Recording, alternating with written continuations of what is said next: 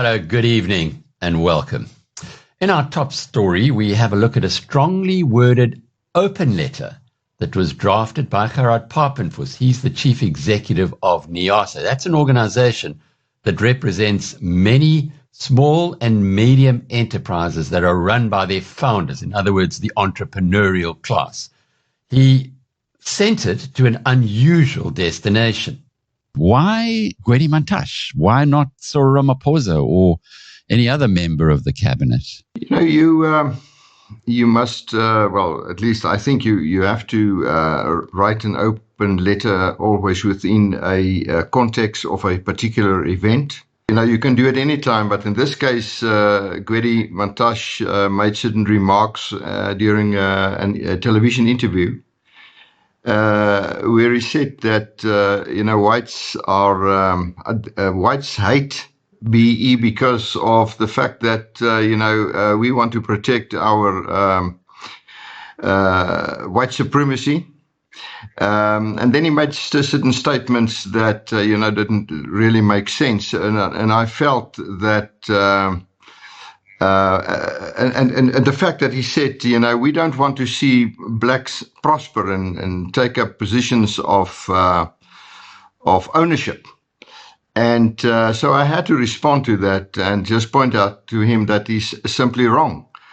Also that it's not a question of white anger also. And it is, I think everybody, except those that really benefit, and if you can call it benefit from the scheme, doesn't like it at all. I mean, we detest it. And it's costing the country so much so I just putting it right with Gwedi. You say you detest it, you don't hate it. I think for some people observing this, that'll seem like semantics. What do you mean by it, though?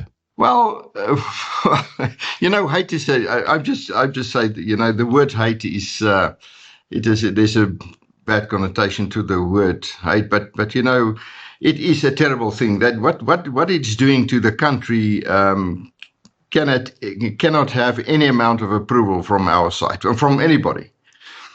So he used the word hate, and I just said I don't want to use the word. I don't want to be filled with any form of hate.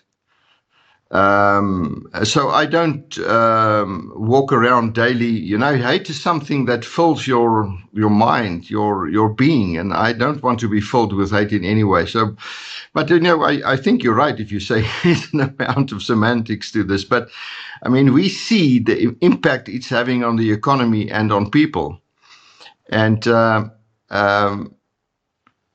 so I just wanted to let him know he's wrong. And first of all, why we detest this thing, and what is going wrong. We see it. We live that daily. We see businesses struggling because of this, because this is no longer a normal economy. No, we don't live in a normal economy. We live in an economy where a economic structure is created, an unnatural economic structure where certain people get preference not on the basis of merit, but purely based on political alliance and color.